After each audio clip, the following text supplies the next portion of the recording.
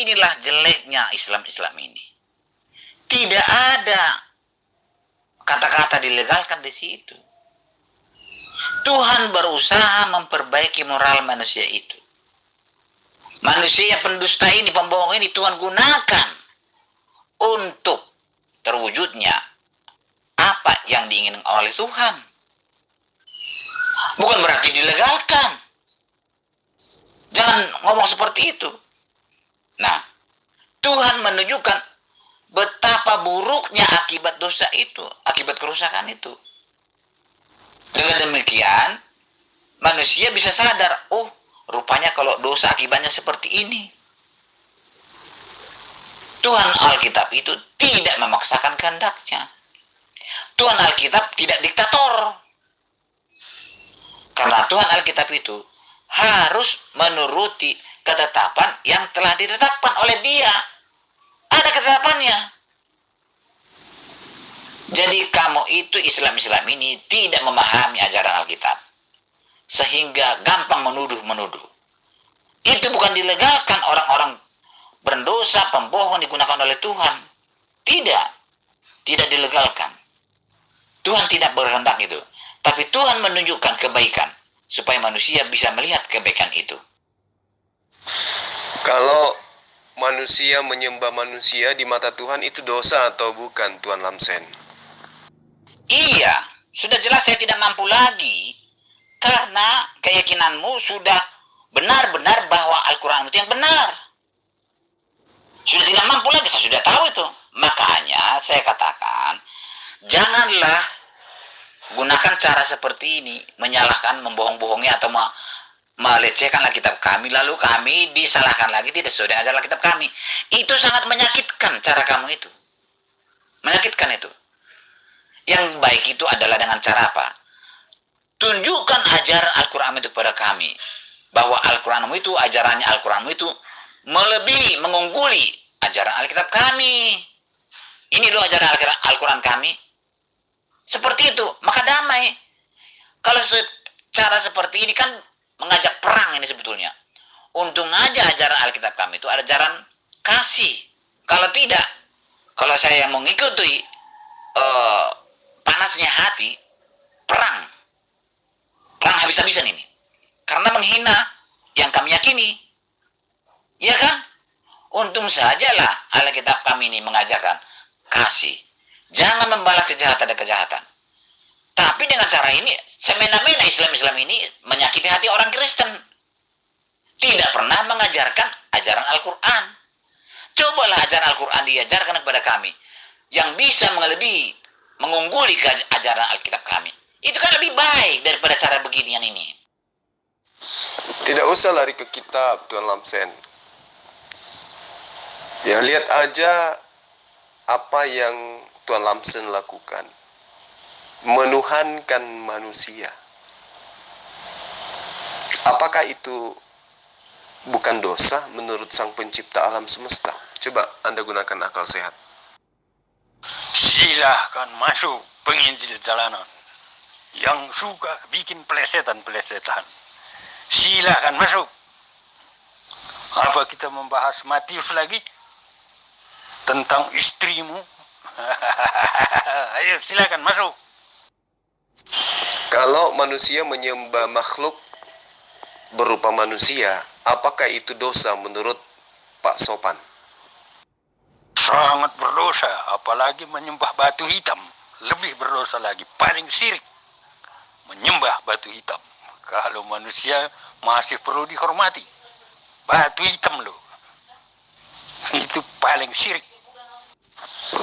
Nah, kalau Pak Sopan mengatakan dosa menyembah manusia, kenapa Pak Sopan menyembah manusia, anak Maria? Kamu maaf, minggir dulu. Maaf, kamu minggir dulu. Saya bangkit semangat saya. Saya tidak pernah menyembah manusianya. Sudah lama saya katakan bahwa memandang Yesus itu harus dua natur. Sudah selesai kita bicarakan itu. Aku dan menyembah ketuhanannya. Kamu perhatikan, kamu sudah haji kan? Kamu cium batu hitam kan? Paling syirik itu batu hitam. Paling syirik. Aku tidak menyembah manusianya. Aku menyembah Tuhannya. Karena Tuhan Yesus itu adalah Tuhan 100%. Firman menjadi manusia. Kamu kenapa cium batu hitam? Paling syirik itu. Nah, sekarang Anda mau mengakui Yesus itu bukan manusia. Nggak mungkin kan? Yesus itu adalah manusia. Nah, sekarang Anda menyembah Yesus atau tidak? Coba jujur, Pak Sopan. Maaf Ayah Syekh. Saya tidak butuh khotbah di sini. Diskusi. Tidak bisa saya. Apa yang mau saya komentari? Dari awal, yang di tengah, yang di akhir beda-beda semua judul. Musa beginilah, apa beginilah. Jadi saya tidak mampu lagi seperti mana yang saya mau komentari. Oke lah, saya komentari yang pertama saja lah. Maka saya tidak mau menerima khotbah-khotbah seperti ini. Musa, orang berdosa juga Tuhan gunakan untuk mewujudkan apa yang diinginkan oleh Tuhan.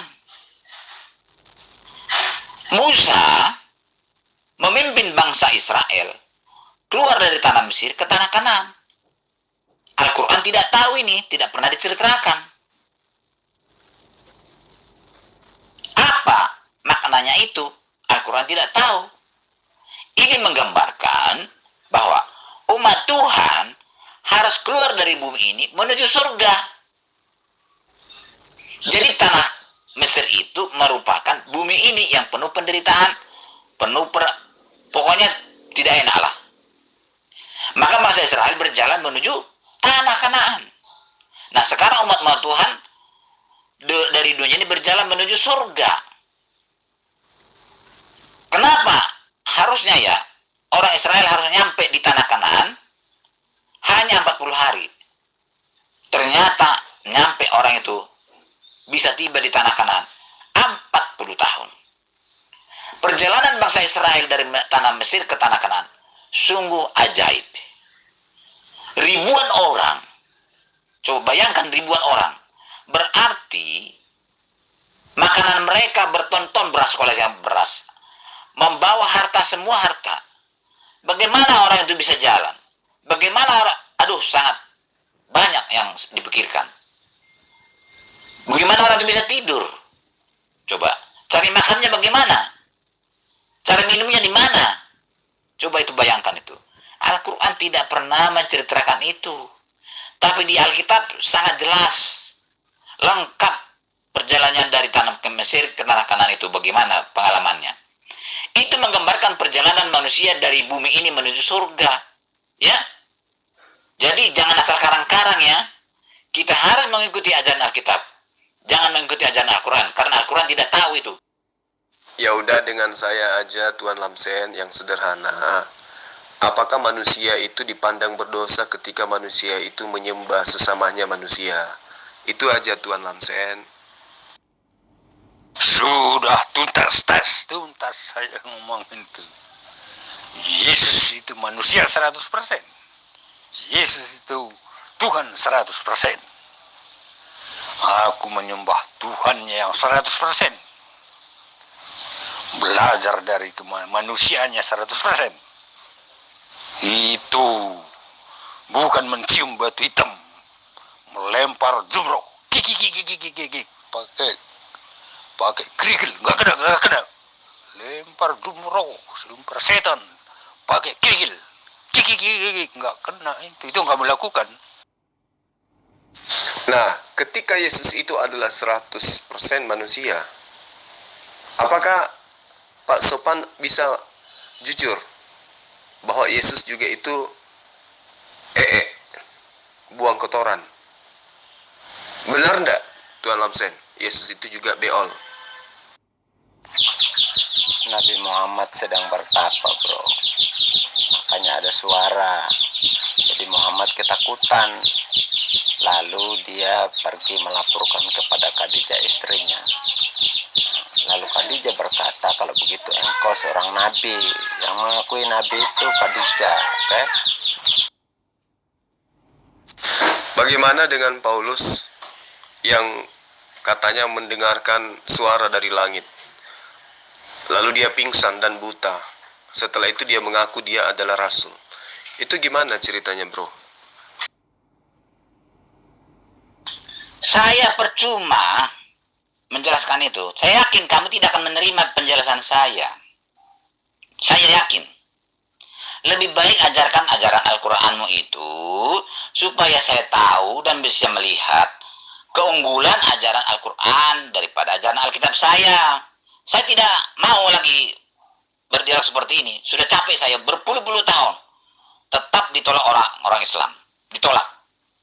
Senangnya Islam itu menjelek-jelekan Alkitab dan menjelek-jelekan pengikut Alkitab tidak sesuai dengan ajaran Alkitab. Bagaimanapun apa yang saya katakan, kamu pasti tolak. Banyak alasan nanti, banyak caranya untuk menolak apa yang saya katakan. Pasti tidak bisa, sudah yakin saya. Cobalah rubah cara Islam itu untuk supaya kami bisa mengasihi atau mencintai Islam. Ini kalau caranya seperti ini makin membenci kepada Islam. Cara seperti ini kamu tidak tahu dan Islam tidak wajar, tidak sadar bahwa dengan cara seperti ini menyakang hati orang Kristen dan makin menjauh dari Islam. Pasti makin menjauh. Supaya kami lebih dekat dan lebih menyayangi Islam, ajarkanlah ajaran Islam itu, tunjukkan keunggulan ajaran Al-Quran itu, dan melebihi ajaran Alkitab.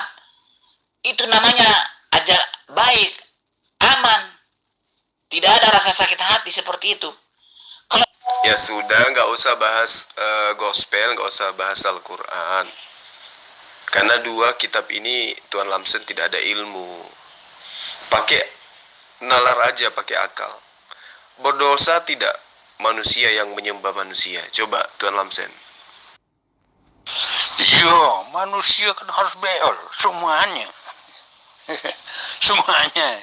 Tapi tidak punya syariat. Seperti kamu kalau mau untuk kan baca syariah dulu. Mau beol kamu baca dulu. Ini enggak kepret gitu aja, enggak syariah-syariahan. Dia beol, dia, tapi enggak pakai syariah. Kamu yang pakai syariah. Kamu jadi budak daripada syariah itu. Mau untuk aja tuh pakai syariah. Mau beol pakai syariah. Itulah syariahmu kan? Jadi babu syariahmu itu. Iya benar, dia kan manusia 100%. Disiksa, dibunuh, digantung, mati dia. Itulah dia, manusia dia. Gitu. Tapi kamu lempar jumroh pakai kerigil. Kiki kata setan itu. Gak kena. Dilempar Zulkifli. Kiki katanya gak kena. Itu yang kamu lakukan.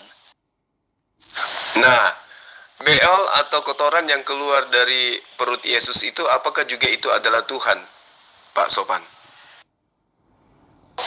Kalau kamu membawa pemikiran padang gurun, itu nggak bisa nyambung. Karena kitab Kristen itu kitab hikmah, kitab mukjizat, firman Allah yang hidup. Bukan seperti kitab kamu yang hanya kontraksi dan nggak jelas Al-Quran itu. Oh gitu. Nah, bagaimana kemudian Anda bisa menjelaskan kepada saya penyembahan terhadap manusia? Apakah menurut kitab Anda menyembah kepada manusia itu bukan sesuatu yang buruk, bukan dosa? Itulah wawasan seorang ustadz yang cetek benar itu. Inilah Ustadz Zulkifli yang punya pendapat bahwa beolnya Yesus itu adalah Tuhan. Inilah Ustadz Zulkifli. Dari mana itu pemikiranmu itu? Sama seperti pohon pisang kamu itu kan? Pohon pisang kamu juga suka, apalagi kambing. Dari mana pemikiranmu itu? Sebagai ustadz jalanan. Kok bisa beolnya jadi Tuhan? Kok bisa kamu tertarik pohon pisang? Dari mana kamu bisa tertarik dengan kambing? Silakan jawab. Nah, kalau kotoran Yesus itu bukan Tuhan, lalu ketuhanannya itu yang mana? Coba tunjukkan. Ketuhanan Yesus itu apanya? Yang Anda katakan 100% Tuhan itu apanya Yesus? Kamu belum jawab pertanyaan saya. Kenapa kamu suka pohon pisang? Dari mana jalan pikiranmu itu? Kenapa kamu suka kambing? Dari mana itu pemikiranmu itu? Sudah sesat mungkin pikiranmu itu, maka perlu saya luruskan. Gitu. Yesus adalah dari asalnya juga Tuhan. Firman menjadi manusia. Firman itu adalah Allah. Allah itu tidak berubah. Dari mana kamu bisa berpikiran, Ustadz Zulkifli, bisa kamu lebih suka pohon pisang daripada kambing? Kamu jawab dulu itu. Ada videomu itu. Tidak sembarangan itu seorang Ustadz ngomong seperti itu. Silakan supaya didengar orang nih. Kita bahas masalah percintaanmu dengan kambing dan pohon pisang. Nah, silakan kamu jawab dulu itu. Berani bertanya, berani juga ditanya. Jawab, silakan. Jadi Pak Sopan mengatakan bahwa Yesus itu Tuhan dan dia buang kotoran. Nah, Tuhannya pipis juga enggak, Pak Sopan? Yesus pipis juga tidak? Pipis, jelas itu. Tapi tidak pakai syariat. Kamu pakai syariat. Pipis syariat. Entut syariat. Ludah syariat. Syariat. Jul, kamu saya ngomongin. Kamu telah menjadi babu daripada syariat-syariatmu itu. Paham itu? Kamu telah jadi babu dari syariat-syariatmu itu. Yang kamu banggakan, kamu diperbudak oleh syariat-syariatmu itu. Itu yang kamu banggakan kan? Ngomong tentang syariat, kamu tidak merasa diperbudak. Ceritakan, belum kamu jawab. Kenapa kamu lebih suka pohon pisang daripada yang lainnya? Lebih suka juga kambing? Silakan. Videomu telah beredar, viral itu. Karena Ustadz yang ngomong. Silakan kamu jawab, klarifikasi di sini. Apakah kamu suka pohon pisang? Apakah kamu suka kambing juga? Silakan, klarifikasi. Siapa Anda yang mengatakan tidak layak Tuhan itu menjadi manusia? Kan kita ini ciptaan. Kita jangan melawan gegala rangsangnya. Ya. Karena kita ini mustahil menjadi Tuhan. Ya, manusia biasa mustahil menjadi Tuhan. Ya, makanya ada manusia yang menjadi Tuhan seperti Firaun dan yang lain-lain. Tetapi Yesus itu adalah Tuhan sejak semula. Lantas ia menjadi manusia. Apakah Tuhan tidak layak menjadi manusia? Karena kita ini dicipta segambar dengan rupa Allah sebenarnya pada awalnya. Makanya Yesus menjelma jadi manusia itu karena kita dicipta segambar dengan rupa Allah. Itu kejadian, ya. Kejadian pasal 1 ayat 26. Begitu, bro. Manusia itu kan ada dua sisi, Pak. Ada pria, ada wanita. Nah, kenapa Tuhan Anda tidak datang dalam rupa wanita? Silakan. Iya, dari kemarin saya bilang begitu. Dia kan manusia. Tapi tidak jadi budak syariat. Kamu jadi budak syariat kamu itu. Kamu pelajari lagi syariat-syariatmu yang kamu banggakan itu. Jadi budaknya kamu itu. Yes, ya itu. Tapi tidak syariat. Pet, gitu aja. Udah lepas aja. Kamu pakai syariat. Udah kentut duluan. Gitu kan. Budak syariat kamu. Kamu tidak merasa. Kamu diperbudak oleh syariatmu.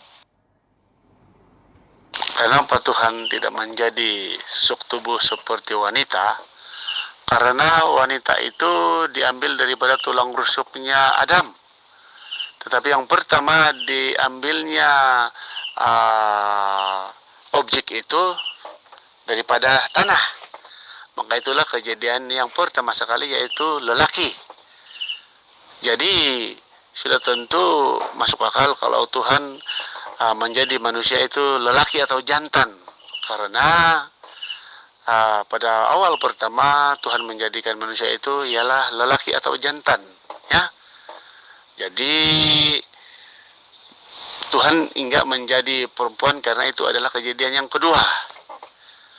Makanya Tuhan itu gagah perkasa, yang disebut Raja Allah perkasa di dalam Yesaya pasal 9 ayat 5 dan 6. Berarti Tuhan Anda itu mencontoh kepada Adam, ya? Sudah jelas di dalam hukum 10 itu kan standarnya akan ada itu. Berarti kamu tidak tahu hukum 10 Tuhan itu. Ya, sudah jelas itu dosa. Jangan meminta sesuatu kepada yang bukan, yang tidak berhak memberikannya. Ya. Jangan membentuk sesuatu untuk menyembah dia, menyembah dia, sujud kepadanya, kepada siapapun. Hanya kepada Tuhan yang mampu memberi apa kebutuhanmu. Tapi bukan karena menyembah Tuhan maka kita masuk surga. Tidak. Bukan seperti itu. Bukan seperti Allah SWT. Kalau tidak menyembah Allah SWT, kita masuk neraka. Tidak. Ya. Nah, kalau demikian, terus kenapa Tuhan Lamsen menyembah kepada anak Maria yang adalah manusia? Kenapa Tuhan? Saya mencari satu apologet muslim yang memiliki pemikiran mendobrak gitu. Jadi pikirannya itu tidak konservatif, artinya dia berani berpikir out of the box begitu, keluar dari apa yang selama ini dipikirkan oleh umat muslim pada umumnya gitu loh. Saya mencari umat muslim yang seperti itu, tapi langka gitu. Kebanyakan berpikirnya itu in the box begitu, makanya susah diajak ngomong. Bukan juga Tuhan mencontoh kepada Adam, tetapi bukankah di dalam Kejadian pasal 1 ayat 26 yang berbunyi, Allah berfirman, marilah kita menjadikan manusia segambar dengan rupa kita. Kita artinya yaitu Allah Bapa, Yesus, dan Roh Kudus. Ya, jadi manusia itu diciptakan oleh Bapa Firman dan Roh Kudus adalah gambarannya Allah sendiri. Makanya Tuhan menjadi manusia itu karena manusia itu dicipta segambar dengan Allah sendiri. Ya, itu. Berarti sebelum manusia diciptakan, Tuhan Anda sudah 3 memang, ya? Berarti cocok dong kalau saya katakan bahwa Kristen itu Tuhannya banyak, iya kan? Kipli, angkatlah satu tema yang punya muatan perbandingan agama, gitu loh. Kalau kita membahas tentang Yesus, kita nggak berdiskusi lintas agama, ya, tapi kita berdiskusi di dalam agama Kristen, gitu loh. Nah, sedangkan kamu bukan orang Kristen, jadi nggak masuk. Jadi kalau mau diskusi lintas iman, ambillah satu pokok bahasan, satu tema bahasan yang memiliki dua arah pandangan yang akan kita kemukakan dari dua sisi.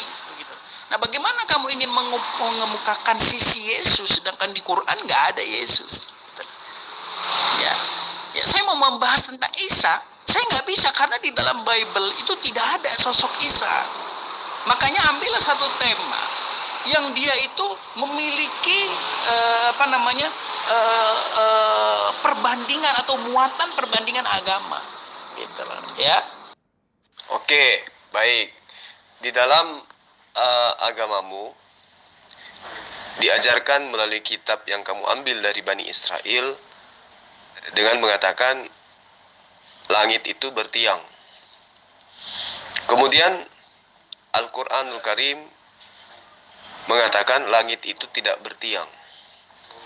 Menurutmu mana yang benar di antara keduanya? Silakan. Saya melihat ada dua golongan besar umat Islam. Yang pertama, Islam yang berpikir in the box dan Islam yang berpikir out of the box. Nah, golongan-golongan minoritas ini, Muslim yang berpikir out of the box ini, memang sering dijuluki oleh Islam konservatif itu sebagai golongan Islam liberal, seperti itu. Golongan Islam yang tidak berpatokan kepada kepada sunnah dan tidak berpatokan kepada Quran dan hadis seperti itu.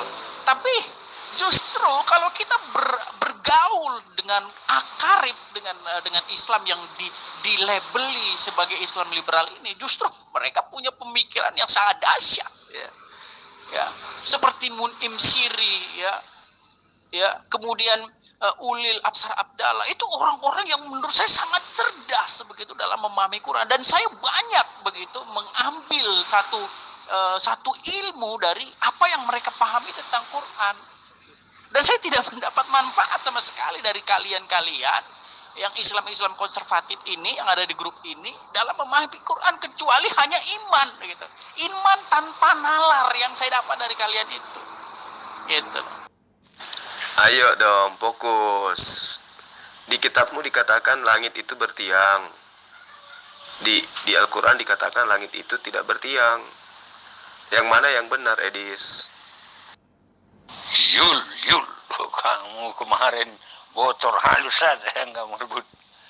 Kalau menambal, jangan pakai kain romengan, tambah lebarlah sobekannya itu. Kenapa kamu suka dengan pohon pisang? Itu yang perlu ditambal. Bukan bocor halus lagi situ. Kenapa kamu suka kambing? Suka pelesetan? Itu yang bocor halus itu. Silakan kamu jawab semuanya. Dengan syariat-syariatmu itu membuat kamu jadi budak syariatmu itu. Jul. Kipli, kamu bertanya kepada saya tentang definisi Tuhan. Nah, definisi Tuhan ini sebenarnya ada dua, ya, definisi etimologi dan definisi terminologi. Secara etimologi, sebenarnya kata Tuhan dalam bahasa Indonesia ini merupakan suatu make up atau suatu perubahan bentuk, ya, dari kata Tuhan.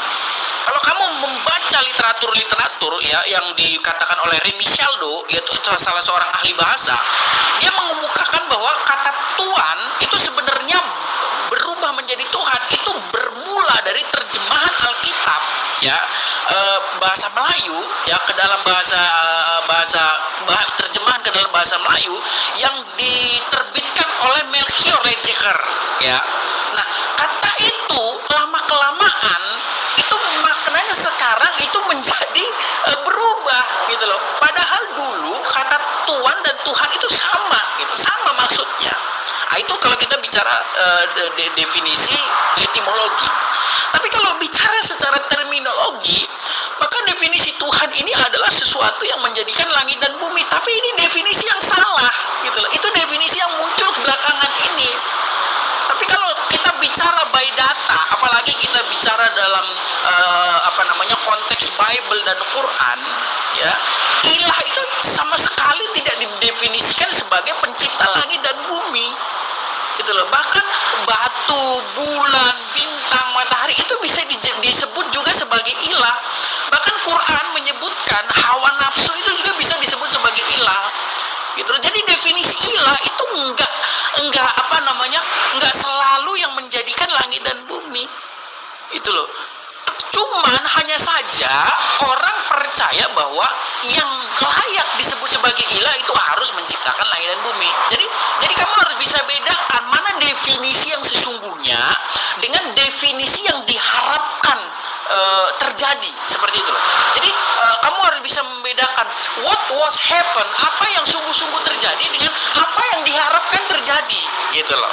Ya, kamu harus bisa bedakan ini dulu, Kipli.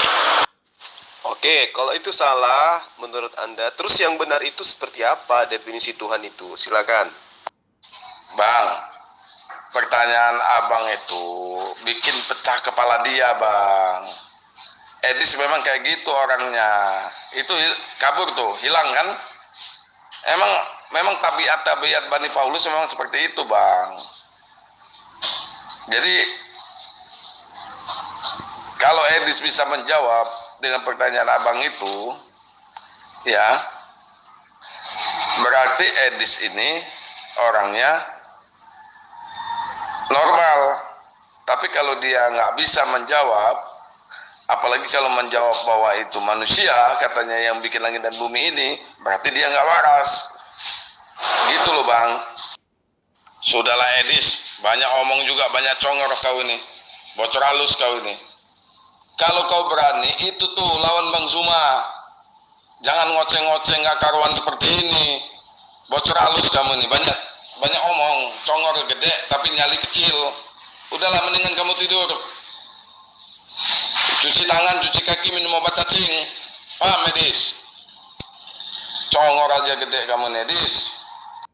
Ya, Anda ini bohong lah Pak. Udah, nggak usah nipu-nipu. Hah?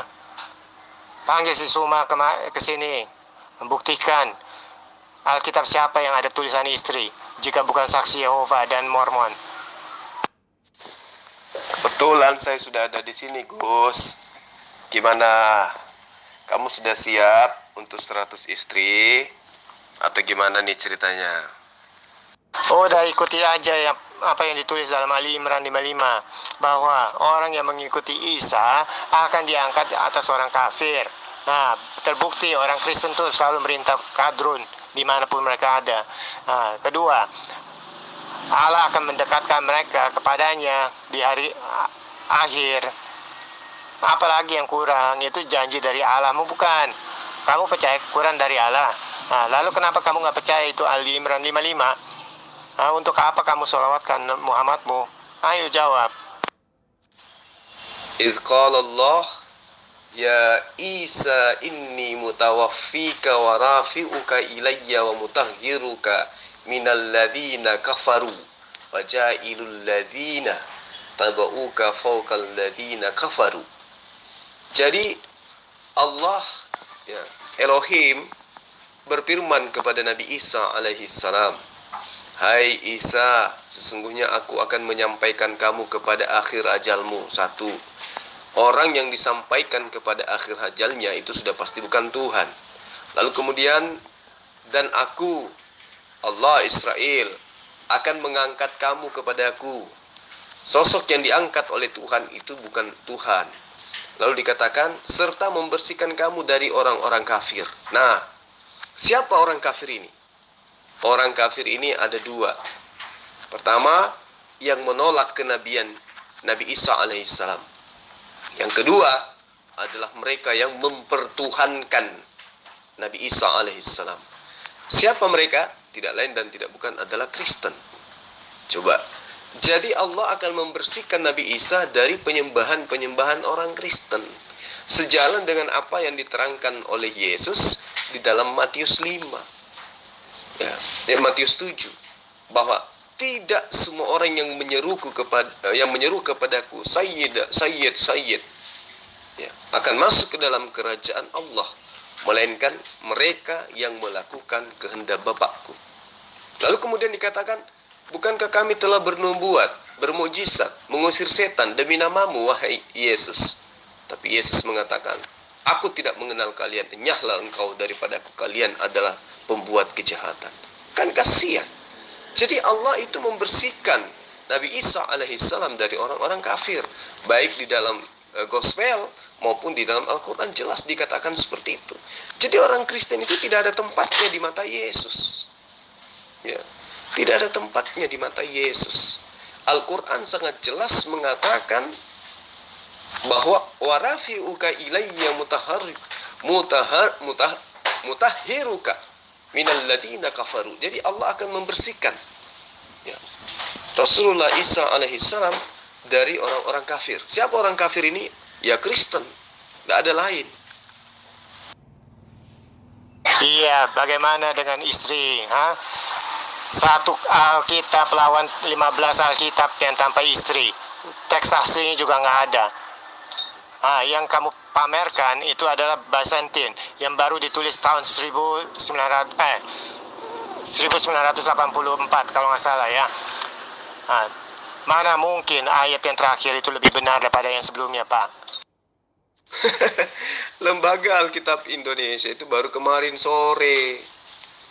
Sementara dalil-dalil yang kamu tolak itu lebih awal datangnya.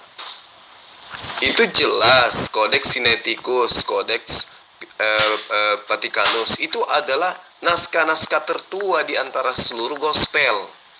dan di situ jelas dikatakan ada kata istri. Jadi kamu nggak bisa mengelak. Coba kamu gunakan akal sehatmu. Ya, setiap orang karena namaku meninggalkan rumahnya, saudara laki-lakinya, saudara perempuannya, bapak ibunya, anak dan ladangnya. Di situ mana istrinya? Nggak ada. Sementara saudara perempuan disebut, saudara laki-laki disebut, ayah disebut, ibu disebut, anak disebut. Loh, kok istri nggak disebut? Jadi itu diumpetin, ya, diumpetin oleh gereja. Kenapa?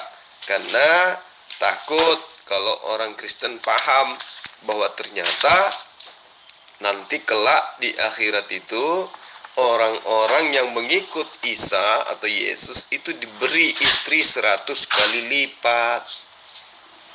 Ya, gunaika itu artinya istri. Jadi kamu jangan mengulang kesalahan. Ya, sumpahmu ingat kemarin. Gigimu akan rontok, lubang hidungmu akan mengarah ke atas. Saya sudah buktikan dalilnya.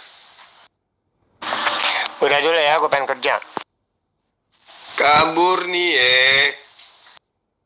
Ada dua kata dalam bahasa Arab yang sering diterjemahkan sama ke dalam bahasa Indonesia, ya, menjadi kata Tuhan. Dua kata itu adalah kata Rob dan Ilah.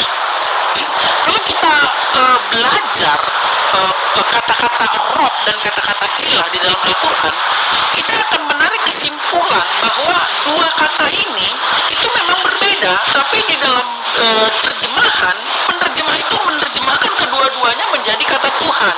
Nah, ini menjadi menimbulkan kesalahpahaman berpikir pada akhirnya. Nah, makanya saya bilang gini aja, Jul, kalau kamu memang mau lebih dalam membahas ini, kamu sediakan room khusus, kita bahas di sini secara langsung, jangan lewat voice note seperti ini, ya. Kamu kalau sudah ke pojok, jangan kamu besar mulut. Lagi-lagi kamu memaknai Rob dan Ilah itu terjadi kesalahpahaman, salah penafsiran. Justru itulah kamu harus sadari bahwa kosakata bahasa Indonesia itu tidak mampu mencakup untuk menerjemahkan seluruh bahasa yang ada dalam Al-Quran. Gak bisa. Bahasa Indonesia itu keteteran untuk mengupas tuntas tentang kata per kata di dalam bahasa Al-Quran. Datang kamu, orang gak ada ilmu, sok-sokan. Giliran ke pojok kayak gini ngajak ke Zoom. Sampai di Zoom kamu cuman koar-koar, gak ada ilmu. Bikin malu aja kamu, Edis. Kamu yakin nggak tulisan Yohanes itu? Tulisan Yohanes itu pembohong itu.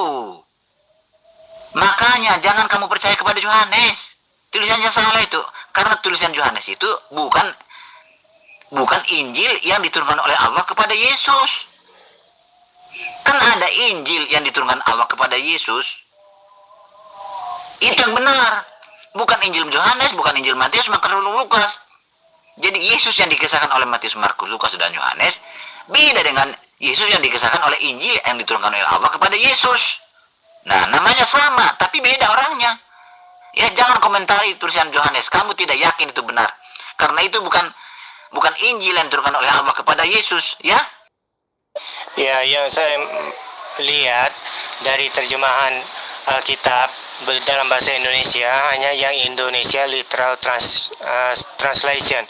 Nah, itu yang ditulis oleh Saksi Yehova dan juga Mormon.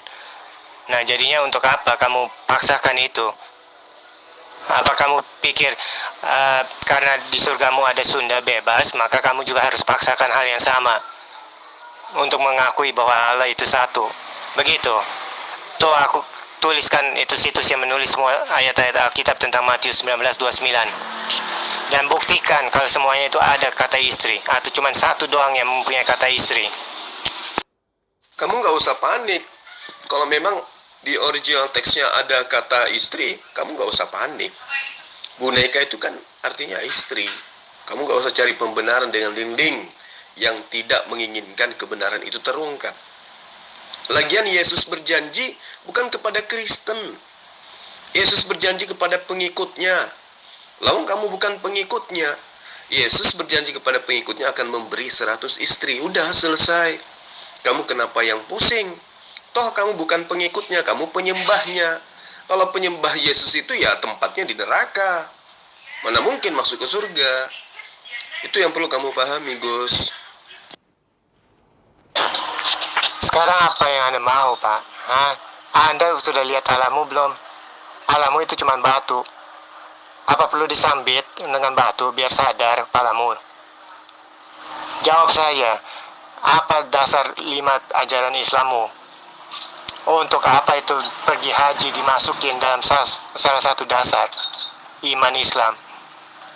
Apakah kamu budak ataukah begitu tolol sehingga berani bayar uang kepada Arab Saudi untuk pergi tamasya kelilingin Al-Jumrah dan timpukin setan dengan batu? Nah, berarti setan cuma bisa berasa sakit di Arab dan tidak berasa sakit di Indonesia ya, Pak? Dan mesti bayar lagi beli batu kerikilnya. Nah, lalu apa maksudnya mesti bayar untuk kelilingin Ka'bah? Kalau mau jalan-jalan ngelihat keindahan dunia, keajaiban dunia, mendingan jalan-jalan ke Borobudur. Itu lebih tua daripada Ka'bahmu. Itu lebih hebat pada bangunan kotak yang dikainin hitam. Nah, tahu nggak alasannya kenapa ditutupin kain hitam? Karena itu penuh dengan kaligrafi orang-orang Hindu zaman dulu, zaman pagan, zaman jahiliyah. Makanya Muhammad itu kemaluan sehingga Ka'bah itu ditutupi kain hitam. Nggak sadar ya? Dan masih kurang blow on kah untuk kelilingin Ka'bah 7 kali di tengah panas 40 derajat, 45 derajat. Terus bayar lagi. Ampun, kalau itu masih belum disebut tolol, entah kamu ini IQ-nya berapa. Begitu loh, Pak. Jadi yang pertama, kamu harus mengakui bahwa Yesus mengajarkan dan menjanjikan kepada pengikutnya 100 istri. Kedua, kaitannya dengan ketidaktahuanmu, kebutaanmu tentang apa yang kamu hujatkan tentang kota Mekah. Ya, di dalam Yesaya 60 ayat 6. Ya, semoga saya tidak keliru menyebut ayat. Itu nubuatannya jelas ada di situ. Sejumlah besar onta akan menutupi daerahmu. Onta-onta muda dari Median dan Eva, mereka semua akan datang dari Sheba, akan membawa emas dan kemenyan serta memberitakan perbuatan masyhur Tuhan. Itu digenapi oleh mana? Ayat ketujuh dikatakan segala kambing domba Kedar akan dihimpun kepadamu. Domba-domba jantan Nebayot akan tersedia untuk ibadahmu. Semuanya akan dipersembahkan di atas mezbahku sebagai korban yang berkenan kepadaku. Dan aku akan menyemarakkan bait keagunganku. Aku akan menyelamatkan baitullah atau baitku. Itu digenapi oleh siapa coba? Nah, untuk lebih tegasnya, Yesaya 60 ayat 15. Sebagai ganti keadaanmu dahulu ketika engkau ditinggalkan, dibenci dan tidak disinggahi seorang pun. Sekarang aku akan membuat engkau menjadi kebanggaan abadi, menjadi kegirangan turun-temurun. Itu di mana itu tempatnya? Coba kamu tunjukkan. Kalau memang kamu itu memahami, bukan hanya modal hujatan. Ingat sumpahmu kemarin? Ya, ingat sumpahmu. Jadi hati-hati kalau kamu ingin melecehkan lagi ajaran Islam. Jangan sampai nanti kamu kena musibah yang lebih besar dari sumpahmu yang kemarin. Nah, justru itu Anda telah menggenapi apa yang dikatakan Yesus. Jika dunia mengasihi kamu, maka kamu bukan pengikutku. Nah, dunia sejak awal membenciku tanpa syarat, tanpa alasan. Udah ditulis Yohanes 15 ayat 25. Jadi, kamu benci Yesus, itu emang sudah takdirnya bagi pengikut setan. Hanya setan yang benci Yesus. Itulah disebut antikris. Itu yang ditulis Az-Zukhruf 81. Jika Allah punya anak, maka aku Muhammad akan menjadi yang pertama menyembahnya. Masih kurang jelas, Pak? Yang benci Yesus itu kalian. Yesus mengajarkan apa, kalian lakukan apa. Yang benci Yesus itu kalian. Coba, apakah Yesus pernah mengajarkan kalian untuk menyembahnya? Tidak kan? Yesus mengajarkan menyembahnya kepada Allah kan? Terus apa yang kalian lakukan? Coba. Yesus mengatakan, tidak setitik pun dihilangkan dari hukum Taurat meskipun yang paling terkecil sebelum langit dan bumi ini lenyap. Barang siapa yang mengajarkan, barang siapa yang menghilangkan dan mengajarkan kepada orang lain, maka dia akan menempati tempat yang paling terendah di dalam kerajaan Allah. Nah, itu yang kamu lakukan. Kamu melanggar semua perintah-perintahnya Yesus. Itu artinya kamu yang menghina, kamu yang melecehkan Yesus. Yesus mengatakan, aku diutus hanya kepada domba-domba yang hilang dari Bani Israel. Kamu yang orang Indonesia ngaku-ngaku juga sebagai pengikutnya. Nyambung nggak? Yang dimaksud pengikut itu adalah mereka dari Bani Israel yang mengikuti tata cara ibadah Yesus, tata cara penyembahan Yesus kepada Allah. Lah kalian ikut siapa nyembah Yesus? Makan babi, ibadah minggu, tidak sunat lagi. Ya, itu ikut siapa? Jadi yang menghina Yesus itu kalian. Sementara kami umat Islam itu datang meluruskan semua fitnahan kalian terhadap Yesus. Kalian menghina, kalian memfitnah Yesus. Kami yang meluruskan fitnahanmu itu supaya kamu kembali kepada jalan yang benar, bahwa Yesus itu diutus kepada domba-domba hilang dari Bani Israel saja, bukan kepada kalian. Ya, kalau kalian itu adalah agama dari Romawi Yunani yang membawa-bawa nama Yesus supaya dianggap ajaran kalian itu benar. Coba, itu aja istri yang dijanjikan Yesus 100 kamu tolak, iya kan? Padahal Yesus sendiri yang mengatakan. Bayangkan aja, kamu tolak kan itu karena kamu sok suci. Padahal Yesus mengajarkan syariat. Barang siapa ya yang datang kepadaku, ya, yang demi namaku mereka meninggalkan semuanya termasuk istrinya, maka aku akan mengembalikannya 100 kali lipat. Itu janji Yesus. Tapi kamu nggak percaya kepada Yesus. Kamu lebih percaya kepada penulis kitabmu, ya, Lembaga Asumsi Indonesia, LAI. Paham nggak kamu? Lah, sekarang saya tanya, kalau misalnya Ka'bah itu nggak ada derajat kepentingannya, maka kenapa nggak dirobek aja itu Al-Baqarah 142, 143, 144 sampai 150? Kenapa? Apakah Allahmu mengira bumi ini datar sehingga kamu harus menutup rapat-rapat ketololan Allahmu itu? Jika Allahmu benar-benar Allah, maka dia tahu jangankan arahkan mukamu hadap Ka'bah, itu mustahil. Mestinya ditulis, kamu yang ada di Arafah, hendaklah kamu memandang Ka'bah, bukan di seluruh dunia, Pak. Oke, sekian ya. Semoga Anda dicerahkan. Tilka ummatun qad khalat laha ma kasabat walakum ma kasabtum wala tus'aluna amma kanu ya'malun. Sayaqulu as-sufaha'u minan nasi ma wallahum an qiblatihim allati kanu 'alaiha. قل لله المشرق والمغرب يهدي من يشاء إلى صراط مستقيم وكذلك جعلناكم أمة وسطا لتكونوا شهداء على الناس ويكون الرسول عليكم شهيدا وما جعلنا القبلة التي كنت عليها إلا لنعلم من يتبع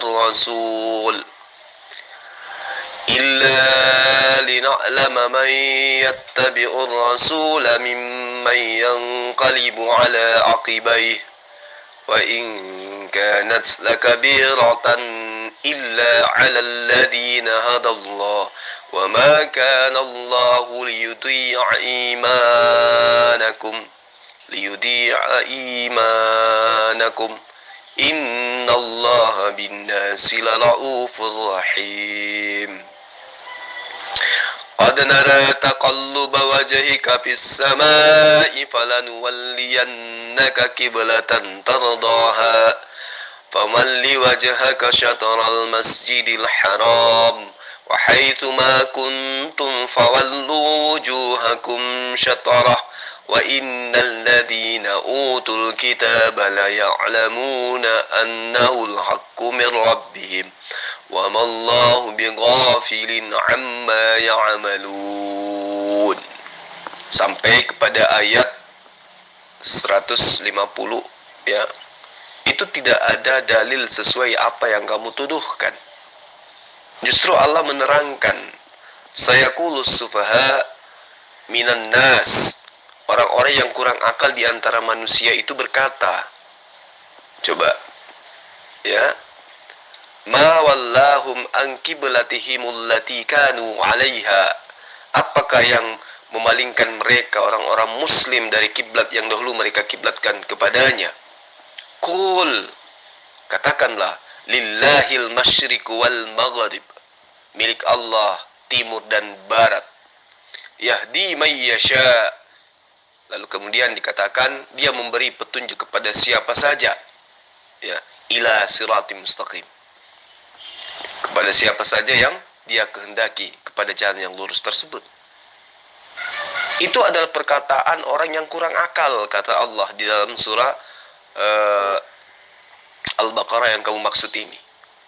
Itu yang perlu kamu pahami. Lalu kemudian ketika dikatakan oleh Allah, wa kadzalika ja'alnakum ummatan wasatan litakunu syuhada, ya, dan demikian pula kami telah menjadikan kamu umat Islam, umat pertengahan, agar kamu menjadi saksi, ya, ala nas wa yakuna rasulu alaikum, atas perbuatan manusia, dan agar Rasulullah Muhammad sallallahu alaihi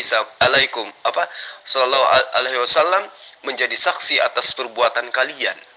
Lalu dikatakan alaikum syahida wa ma ja'alnal kiblata, dan kami tidak menjadikan kiblat, artinya merujuk kepada kiblat terdahulu, ya, dan seterusnya. Di situ tidak ada hal yang seperti yang kamu tuduhkan. Jadi umat Islam itu tadinya berkiblat ke Yerusalem, terus kemudian ada perintah berkiblat ke tanah Mekah, ya, itu seirama dengan apa yang diterangkan oleh Yesus kepada Bani Israel. Ada kala di mana kerajaan Allah itu akan diambil daripadamu dan diberikan kepada bangsa yang berhak untuk mendapatkannya. Itu yang perlu kamu pahami, ya. Innallaha bin-nasi laraufur rahim. Sesungguhnya Allah Maha Pengasih lagi Maha Penyayang kepada manusia. Jadi tidak ada kaitannya. Lalu kemudian kamu menuduh bahwa bumi itu datar berdasarkan Al-Quran. Yang benar itu adalah kitabmu yang mengatakan bumi itu datar. Matius 4 ayat 8, dan iblis membawanya pula ke atas gunung yang sangat tinggi dan memperlihatkan kepadanya semua kerjaan dunia dengan kemegahannya. Jadi Yesus dibawa ke atas gunung yang paling tinggi sehingga Yesus itu bisa melihat seluruh isi bumi. Kayak mana ceritanya? Berarti bumi itu datar dong. Jadi kalau menuduh itu pakai ilmu. Kamu belum cukup istri 100, masih mau yang lebih parah dari itu, ya? Nah, dengan Allah yang tidak terlihat, maka Allahmu mengakui dirinya itu tidak lebih besar daripada kentut yang bisa maha hadir dan maha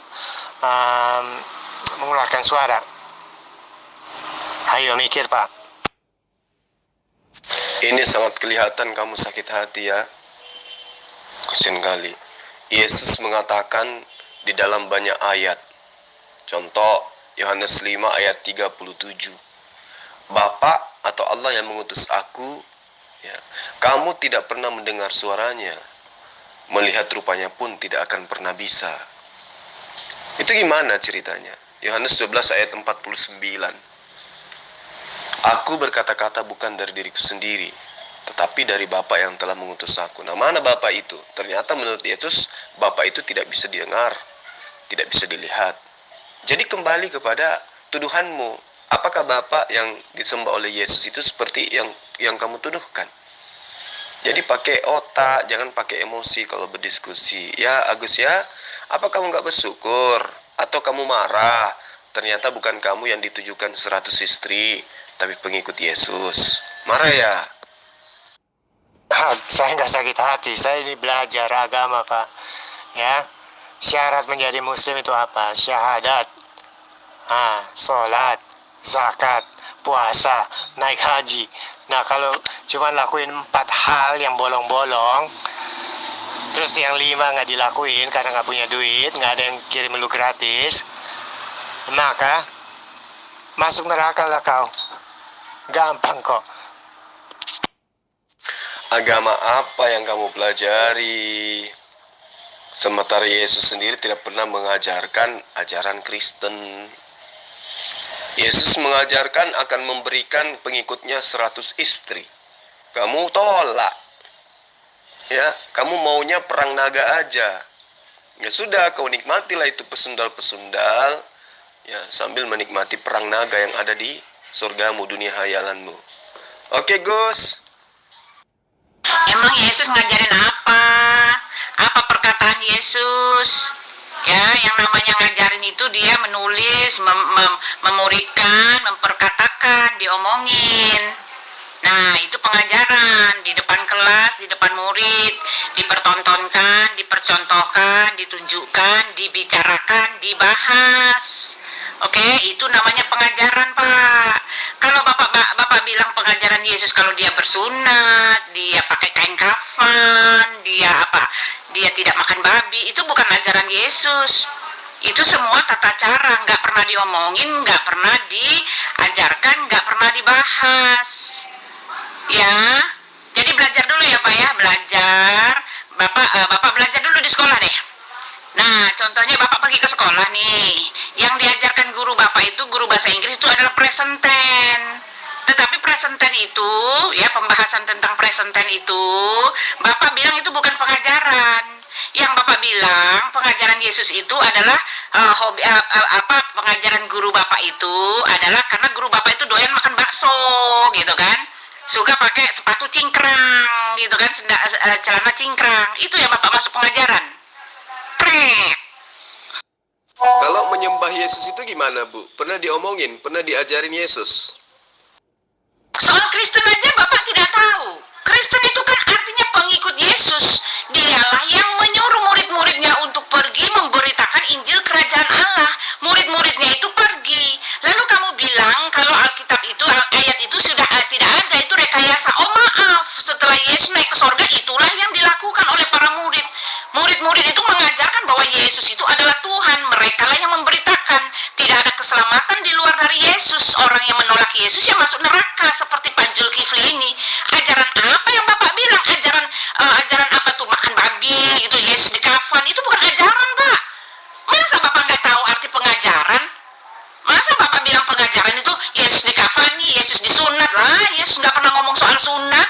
Yesus nggak pernah membahas tentang sunat, nggak pernah membahas itu, cuma satu kali aja. Masa yang begitu kamu bilang ajaran, lalu apa yang dia jabarkan, dia contohkan, dia tunjukkan, dia perintahkan, Bapak bilang itu bukan perintah, bukan ajaran gitu. Bagaimana sih nih Pak Zulkifli sepertinya sudah mulai ini otaknya nih, sudah mulai keblingsatan gitu loh, bolak-balik gitu loh. Bagaimana kamu mengatakan Yesus tidak mengajarkan kekristenan? Gitu loh. Karena kata Kristen aja kamu nggak tahu. Kristen itu artinya pengikut Kristus. Kami ini pengikut Kristus dan dia yang mengajarkan. Dia datang ke bumi, menyiapkan, dia memberitakan Injil. Memberitakan kabar sukacita. Lalu setelah dia naik ke sorga, dia suruh murid-muridnya untuk melaksanakannya. Saya kan tanya, Bu. Yesus itu kan guru, ya kan? Dan tentu dia memiliki kurikulum pengajaran. Nah, Yesus itu tidak pernah mengajarkan dirinya bahwa dialah sang pencipta alam semesta. Terus ibu dapat pengajaran dari mana sampai ibu itu menyembah Yesus? Itu pertanyaan saya. Di mana Yesus mengajarkan seperti apa yang Anda lakukan sekarang? Menuhankan dia, menyembah dia. Pernahkah Yesus mengajarkan demikian? Coba. Terus lagi ya Tante. Mengampuni dosa dengan darah. Jadi harus ada pertumpahan darah, begitu. Tante kalau ngomong biasa aja, Tante gak usah ngegas. Biasa aja bisa kan? Sorry, ketika kamu mengatakan Yesus memberikan 100 istri, itu kan pikiran kotornya Pak Juma yang suka dengan pohon pisang gitu kan. Maksud di situ adalah orang akan mendapatkan lebih daripada yang mereka dapatkan. Di situ dikatakan bukan cuma istri, meninggalkan saudaranya, meninggalkan ibunya, ayahnya, dapat lebih dari itu. Bukan masalah istrinya di situ. Di sorga orang tidak kawin dan mengawinkan. Pak Zulkifli, jangan disamakan Pak, sorga kami dengan sorga Bapak. Sorga Bapak itu pelampiasan nafsu birahi, ya kan? sorga jasmani daging. Sedangkan jasmani daging di bumi ini cuma ada di bumi. Jasmani daging itu biologis, Pak. Biologis itu cuma ada di daging. Nah, setelah daging Pak Zulkifli itu hancur dimakan belatung dalam kuburan dan dihimpit oleh bumi dan Bapak mengalami siksa kubur, nggak ada lagi hubungannya itu, Pak, dengan gitu-gituan. Udah hilang nafsu begituan, Pak. Yang kembali ke Bapak itu adalah roh Bapak. Dan di dunia roh itu tidak ada yang namanya kawin dan mengawinkan. Yesus mengatakan Pak Zulkifli sesat. Ketika Pak Zulkifli bilang di sorga itu orang kawin dan mengawinkan, bukan cuma Pak Zulkifli yang sesat. Yesus mengatakan Muhammad juga sesat karena dialah yang mengajarkan ada sorga begituan ada sorga begituan di sorganya. Bagaimana sih Pak? Ayo Pak, belajar yang benar Pak, dengan hati lapang, carilah kebenaran bukan pembenaran gitu loh. Nanti Bapak tahu deh ya, supaya Bapak selamat juga sama-sama saya masuk sorga nanti ya. Ya, itu menurut asumsi ibu. Ibu kan bukan pengikut Yesus. Ibu kan penyembah Yesus. Sementara Yesus berjanji hanya kepada pengikutnya. Emang ibu siapa? Ibu kan pentuhan Yesus. Yesus sendiri mengatakan, dan setiap orang yang karena namaku meninggalkan keluarganya, rumahnya, saudara laki-lakinya, saudara perempuannya, bapaknya, ibunya, istrinya, anak-anaknya, ladangnya, akan menerima kembali 100 kali lipat. Ya toh? Berarti akan menerima kembali istri 100 kali lipat. Berarti dapat istri 100. Gitu, Bu. Pertanyaan saya sekarang, Ibu menyembah Yesus itu siapa yang ngajarin? Apa coba, dia kan bisa kan? Bisa kan? Dia kan udah turun ke bumi. Buat apa dia suruh lagi murid-muridnya buat ngajarin? Kan dia bisa sendiri ngajarin. Tapi kalau misalnya yang gak ditafsir, yang gak di Indonesia ini tuh ada kata apa sih yang kemarin Pak Juma? Itu dalam bahasa Yunani itu Pak Juma. Artinya istri. Nah, Yesus datang ke dunia bukan minta disembah sujud, Pak. Tidak sama dengan Tuhan Bapa yang gila disembah. Sedangkan di kitab kami, yang gila disembah itu adalah iblis. Iblis mengatakan kepada Yesus, seluruh isi dunia ini akan kuberikan kepadamu asal kamu sujud menyembah aku. Pak Zuma, yang gila disembah itu jelas dia itu bukan Tuhan yang benar. Karena Tuhan yang benar dia tidak gila disembah. Presiden itu dia tidak akan pernah memaksakan umatnya untuk hormat sama dia, sungkem-sungkem. Tidak akan pernah. Karena semua orang akan tahu, semua orang sudah tahu bahwa dialah presiden itu. Dia pemilik otoritas kepresidenan itu. Bapak sendiri juga kepada anak Bapak nggak pernah Bapak paksa-paksa. Kamu harus hormat saya, kamu harus tahu bahwa saya ini orang tua kamu. Harus tahu gitu loh. Nggak akan pernah Bapak katakan seperti itu. Karena apa? Karena Bapak pemilik otoritas sebagai orang tua itu. Dengan sendirinya anak Bapak itu akan hormat kepada Bapak dan tahu dengan jelas bahwa Bapak itu adalah orang tuanya. Kami ini orang Indonesia juga tahu bahwa presiden kami itu Jokowi. Nggak perlu dikomando, nggak perlu dihukum, nggak perlu dibikin peraturan akan dikebukin kalau nggak hormat sama Jokowi. Semua orang dengan sendirinya akan hormat. Nah, itu dia Pak contoh yang paling konkret. Ketika ada Tuhan yang maksa, gila bener sampai berkali-kali maksa disembah sujud, masa Bapak nggak berpikir apakah ini benar Tuhan atau enggak? Karena pada saatnya nanti Pak, semua orang akan tunduk, menyembah, menangis di hadapannya, minta pengampunan dosa, minta akan tunduk, semua bangsa akan sujud gitu loh. Di bawah kaki Yesus yang akan datang di awan-awan itu. Nggak gila disembah Pak, kalau Tuhan yang benar gitu loh. Dan Yesus itu datang ke dunia bukan untuk minta disembah sujud seperti itu. Dia datang untuk menjadi penebus dan juru selamat. Nah itu dia. Tidak ada keselamatan di luar Yesus. Lah, pemberi keselamatan itu kan adalah Tuhan. Lah, kalau Yesus yang memberikan keselamatan, ya artinya dia Tuhan dong. Bagaimana sih Bapak ini otaknya? Artinya dia Tuhan dong, bukan diarti-artikan memang dia Tuhan. Dengan sendirinya kami akan menyembah dia sebagai Tuhan, karena memang dia Tuhan. Tuhan yang datang ke dalam dunia menjadi penebus dan juru selamat. Dan keselamatan tidak ada dalam nama siapapun juga selain daripada dia yang olehnya kita diselamatkan, yaitu Yesus Kristus. Dialah Tuhan Makanya Yesus mengatakan percayalah kepadaku. Kalau Bapak ikut kata Yesus, percaya kepada Yesus, ya Bapak percaya, Bapak menerima, Bapak selamat, ya Bapak menyembah Dia. Itu konteks ayat kami, Pak. Enggak sama dengan Tuhannya Bapak yang bukan Tuhan, maksa-maksa gitu disembah sujud. Jangan lihat agama orang lain berdasarkan kacamata agama Bapak sendiri. Beda, Pak, beda. Ibu mengatakan yang gila disembah itu adalah iblis. Coba saya bacakan ulangan 17 ayat 2 sampai ayat 5. Apabila di tengah-tengahmu di salah satu tempatmu yang diberikan kepadamu oleh Tuhanmu, Allahmu, terdapat seorang laki-laki atau perempuan yang melakukan apa yang jahat di mata Tuhan Allahmu dengan melangkahi perjanjiannya dan pergi menyembah kepada ilah lain dan sujud menyembah kepada ilah lain atau kepada matahari atau kepada bulan atau kepada tentara langit, hal yang kularang itu, apabila hal itu diberitahukan atau terdengar kepadamu, maka engkau harus memeriksanya baik-baik. Jikalau ternyata benar, sudah pasti bahwa kekejian itu dilakukan di antara orang Israel, maka engkau harus membawa laki-laki atau perempuan yang telah melakukan perbuatan jahat itu keluar dari pintu gerbang. Kemudian laki-laki atau perempuan itu harus kau lempari batu sampai mati. Coba.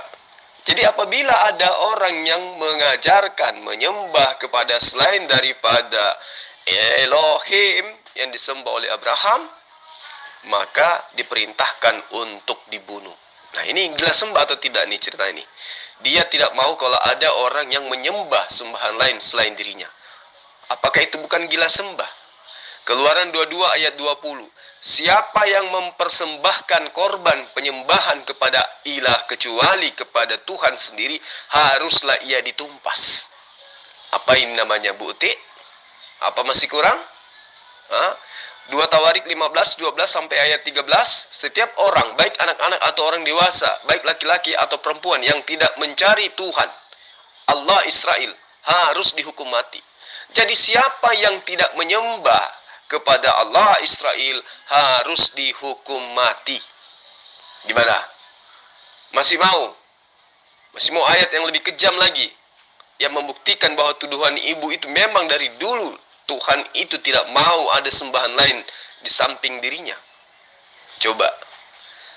Di dalam Ulangan 13, ayat 13 sampai ayat 18. Bunuh seisi kota jika ditemukan satu orang saja yang menyembah kepada ilah lain selain daripada Elo Israel. Gimana, Bu Uti? Mau saya bacakan sampai tuntas?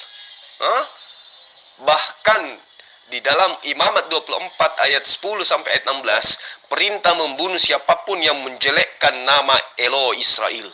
Dijelekkan aja, apalagi menyembah kepada ilah lain, diperintahkan untuk dibunuh.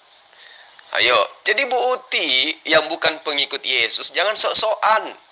Yesus datang mengajarkan, bahkan kepada iblis pun Yesus perintahkan untuk menyembah kepada Allah saja. Coba, ibu ini sok-sokan. Padahal ibu ini tidak tahu apa-apa. Ibu bukan pengikut Yesus. Penyembah Yesus iya. Ya.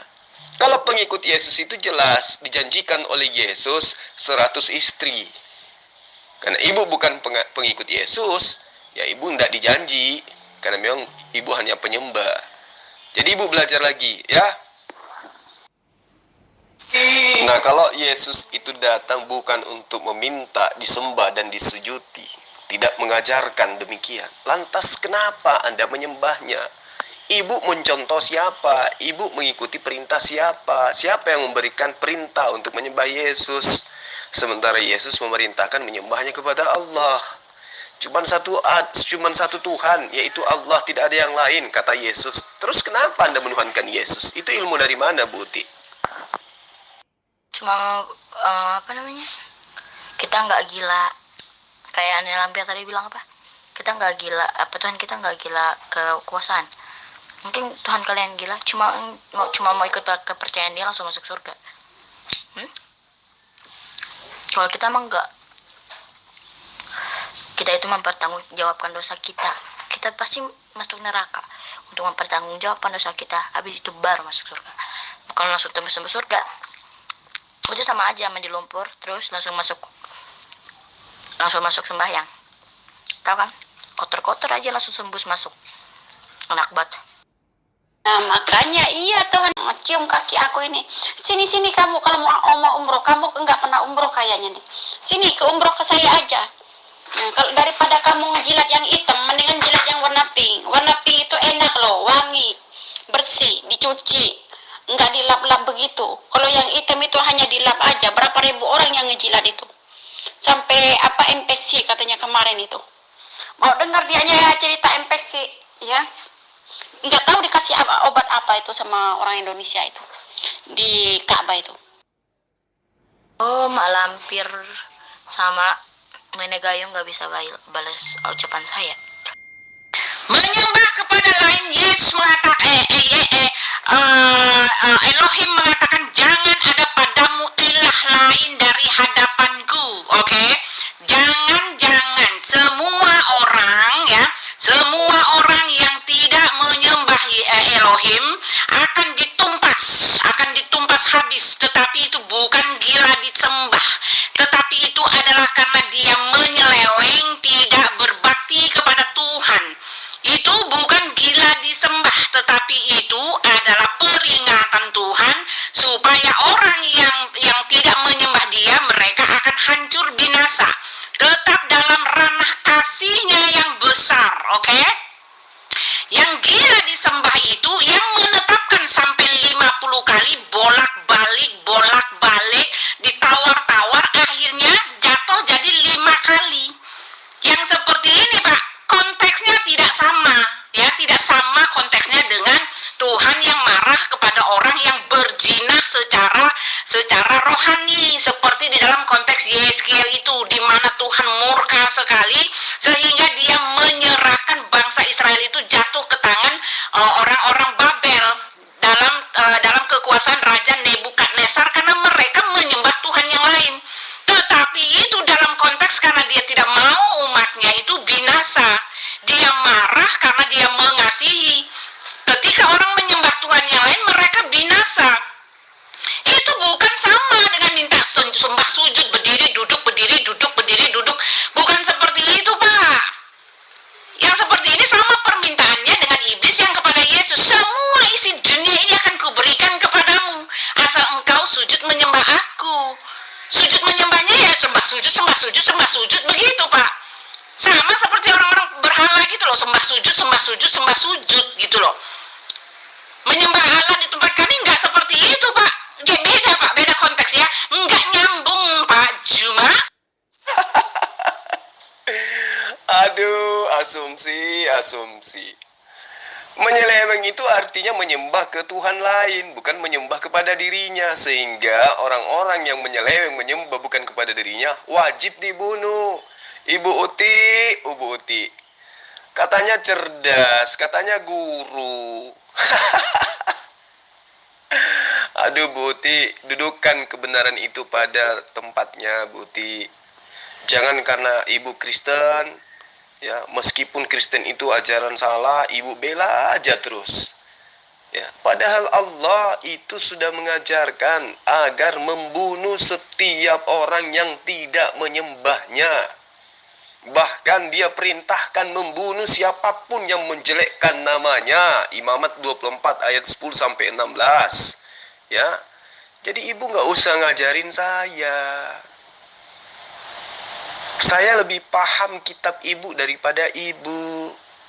Yang ibu tahu itu hanyalah menyembah Yesus, perpuluhan, bebas dari aturan Tuhan. Itu yang ibu tahu. Tapi kaitannya dengan konsep kebenaran yang diajarkan oleh para nabi, ibu nggak ada sama sekali paham. Kalau disampaikan kebenaran, ibu plesetkan. Kalau disampaikan yang sebenarnya, ibu larikan ke hal yang asumsi, halusinasi. Ya, sudah jelas sekali. Bantai semua orang yang tidak percaya kepadaku. 2 Tawarik 15, 12 sampai 13. Bahkan Yesus, ya, memerintahkan membunuh semua seteruhnya. Artinya yang berseteru dengan Yesus itu adalah mereka yang tidak mengikuti ajaran Yesus. Yesus hanya mengatakan, aku diutus kepada Bani Israel. Islam percaya, tapi Kristen tidak percaya. Kristen percayanya adalah Yesus itu untuk seluruh manusia. Jadi kamu itu harus dibunuh, kata Yesus. Ya, semua seteruku yang tidak mau menerima aku sebagai rajanya, maka bunuhlah ia di hadapanku. Nah, tuh. Udah jelas. Ini perintah Yesus. Ya. Terus kemudian ketika Anda mengatakan Allah Subhanahu wa Ta'ala yang Maha Suci lagi Maha Tinggi, yang telah memerintahkan Musa untuk membunuh semua orang yang menyembah kepada ilah lain, Anda katakan gila sembah. Itu artinya ibu nggak menggunakan akal sehat. Ya mungkin karena Yesus menjanjikan kepada Bani Israel 100 istri kali ya, sampai ibu putus asa. Selama ini menghujat Islam dengan surganya, ternyata Yesus juga menjanjikan 100 istri. Mau asumsi-asumsi apapun itu, dalilnya jelas.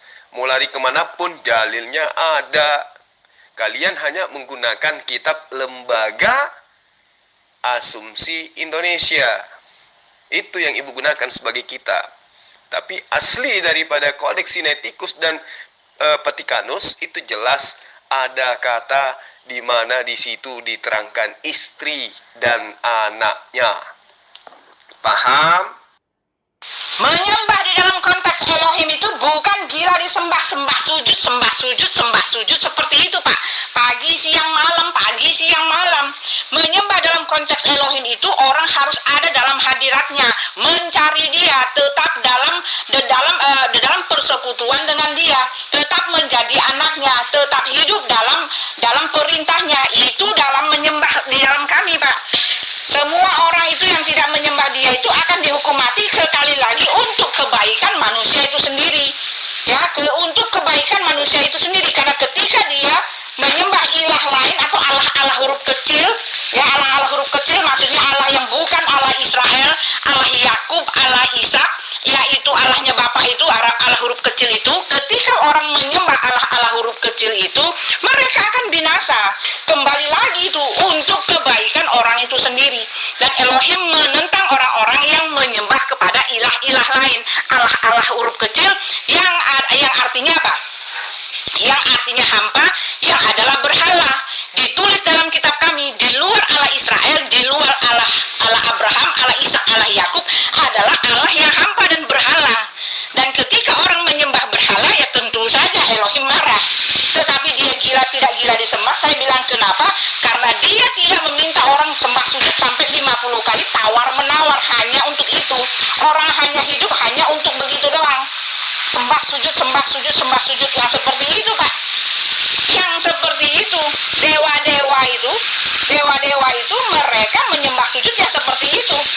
Di dalam kitab kami sembah sujud itu bukan seperti itu, Pak. Menyembah Allah dalam roh dan kebenaran. Jadi Bapak salah bawa konteks, salah bawa ayat ya. Asumsi lagi. Ya, yang dikatakan menyembah itu adalah tunduk kepada perintahnya. Kalau diperintahkan sujud, ya sujud. Diperintahkan jangan makan babi, ya jangan makan babi. Diperintahkan akui Yesus sebagai utusannya, ya akui sebagai utusan. Diperintahkan untuk mengakui dia satu-satunya sembahan, tidak ada pribadi lain, ya akui itu yang dikatakan menyembah. Ya. Umat Islam dan umat Yahudi itu memiliki aturan, di mana aturannya itu disebut dengan syariat, di mana syariatnya itu atas perintah Tuhan itu sendiri. Yang dikatakan menyembah itu apa? Tunduk kepada perintahnya. Apa perintah itu? Kaitannya dengan akidah, dengan syariat, hukum-hukum. Kan Yesus mengatakan, aku pergi, tetapi dia akan datang, yaitu seorang penolong lain, yang akan mengajarkan segala sesuatunya tentang kebenaran. Kebenaran itu apa? Yang berkaitan dengan hukum-hukum. Hukum-hukum itu apa? Ya aturan. Aturan itu apa? Proses pelaksanaan penghambaan makhluk terhadap sang penciptanya. Lah beda dengan Kristen. Kristen dengan hewan itu nggak ada bedanya. Karena kenapa? Mereka bebas dari aturan Tuhan. Dengan matinya Yesus, maka kita dibebaskan dari aturan Tuhan. Kita dibebaskan dari menghamba kepada Tuhan. Itu hewan. Itu binatang, Bu. Itu binatang, ya. Makanya kalian bangga, kami ini asal percaya Yesus, kami akan dijamin keselamatan. Nenekmu kiper. Dari mana ke mana Yesus mengajarkan itu? Itu ajaran Paulus. Yesus mengajarkan tidak setitik pun dihilangkan dari hukum Taurat, meskipun yang paling terkecil. Dan itu berlaku kepada siapa? Bani Israel. Bukan berlaku kepada Kristen yang membebaskan diri dari penghambaan kepada Tuhan, yang mematikan akalnya demi untuk berasumsi ria, dapat surga, perang naga, dikasih istri 100. Gitu Bu, jadi jangan asumsi berdebat dengan saya itu kudu wajib menggunakan ilmu. Ya Bu ya, jangan asumsi. Jangan mentang-mentang ibu pandai berbicara, ya nyerocos aja terus berasumsi ria, jangan. Berdialog dengan saya, berdebat dengan saya, kudu wajib syaratnya berilmu. Paham? Syukron, Anda ini munafik atau bego? Hah? Ayo kita bahas Al-Maidah 33. Apa maksudnya? Barang siapa tidak menghormati Nabi, maka salibkan dia dan potong kakinya. Hah? Masih kamu munafik dengan ajaranmu? Bismillahirrahmanirrahim. Innama jazaa'ul ladzina yuharibuna Allah wa rasulahu wa yas'auna fil ardi fasadan an yuqattalu aw yusallabu aw tuqatta'a aydihim wa arjuluhum min khilaf aw yunfaw minal ard dzalika lahum hizyun fid dunya wa lahum fil akhirati azabun azim. Jadi kalau kamu hanya modal liur bekicot yang putus asa karena Yesus menjanjikan 100 istri, saya sudah bilang semalam, kamu jangan pernah menghujat Al-Quran dengan menggunakan terjemahan saja yang kamu pahami dengan otak idiot dan jahiliyah itu. Jangan.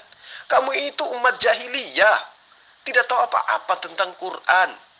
Ya, sesungguhnya pembalasan terhadap orang-orang yang memerangi Allah. Apa maksudnya memerangi Allah ini?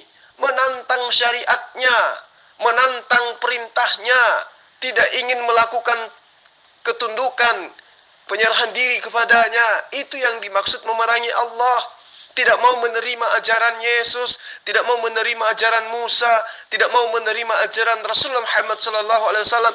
Itu namanya memerangi Allah. Itu namanya kufur, kafir. Makanya diterangkan pembalasan terhadap orang-orang kafir, ya, yang memerangi Allah dan memerangi Rasulnya dan membuat kerusakan di muka bumi, hanyalah mereka dibunuh atau disalib, atau dipotong tangan dan kaki mereka dengan bertimbal balik, atau dibuang dari negeri tempat kediamannya. Yang demikian itu sebagai suatu penghinaan untuk mereka di dunia, dan di akhirat mereka peroleh siksa yang besar. Itu yang perlu kamu pahami. Jadi yang dimaksud di sini adalah orang yang memerangi Allah, memerangi syariatnya, memerangi aturannya. Pelajari asbabul nuzul ayat ini menceritakan tentang apa? Ya.